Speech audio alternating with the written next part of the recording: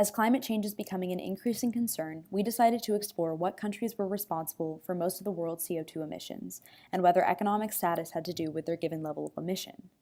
Do wealthier countries emit more CO2? And if so, why? In order to determine this, we looked at CO2 emissions and GDP per capita adjusted for inflation, as this is a way of measuring a country's level of economic well-being. GDP per capita is a country's nominal GDP divided by the country's population. This graph shows a clear trend. Countries with a higher GDP per capita had higher levels of CO2 emissions. For example, the United States had a GDP per capita of $49,800 and released 16.4 metric tons of CO2 per person in 2013. Nations in Western Europe had data similar to the United States. To contrast this, Bangladesh, which had a GDP per capita of $882, released only 0.439 metric tons of CO2 per person in 2013. Other nations such as Tanzania, Kenya, and Pakistan also emit lower CO2 levels and have a lower GDP per capita.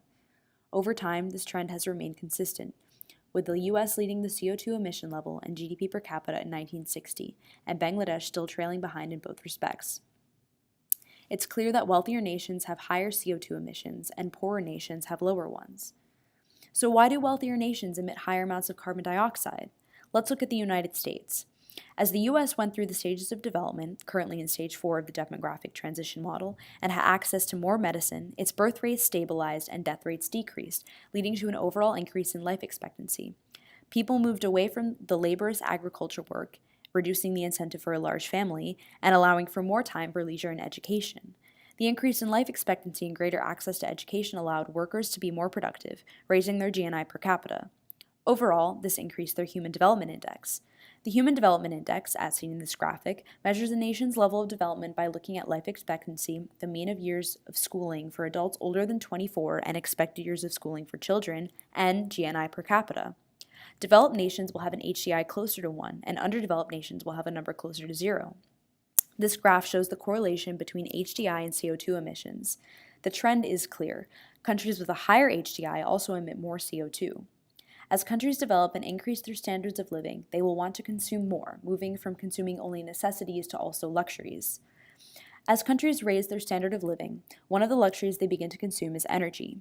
As energy usage rises in a country, CO2 emissions tend to follow. According to climatecommunication.org, about 85% of the energy consumed in modern society comes from fossil fuels. The trend in this graph is clear. Countries with more energy used per person emit more CO2.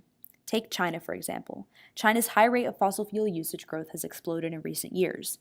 Gapminder shows that from 2010 to 2013, Chinese energy usage per person jumped from 1,850 to 2,230 tons of oil.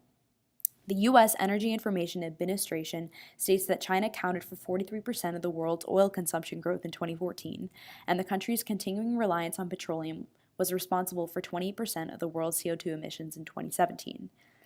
Because nations with higher energy consumption have higher CO2 emissions, we wondered if there was any link to population. Is there a connection between the number of people in a country and the amount of CO2 they emit? Here's a list of the top 10 most populated countries, and now here's a list of an interactive graph that the World Resources Institute released of the world's top 10 CO2 emitters. Putting the list side by side, there are clear similarities between the world's top 10 most populated countries and the top 10 CO2 emitters.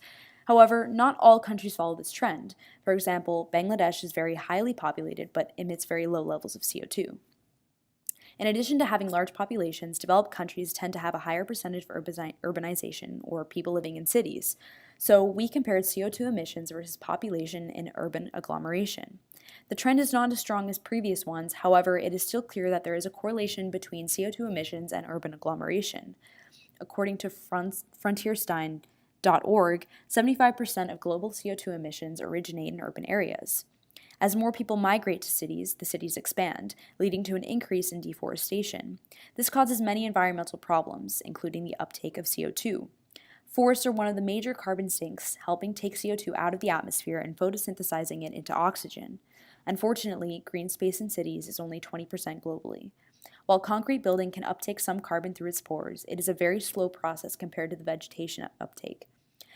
As developed countries continue to urbanize and agglomerate, the loss of forests and open land decreases, increasing the CO2 present in the atmosphere.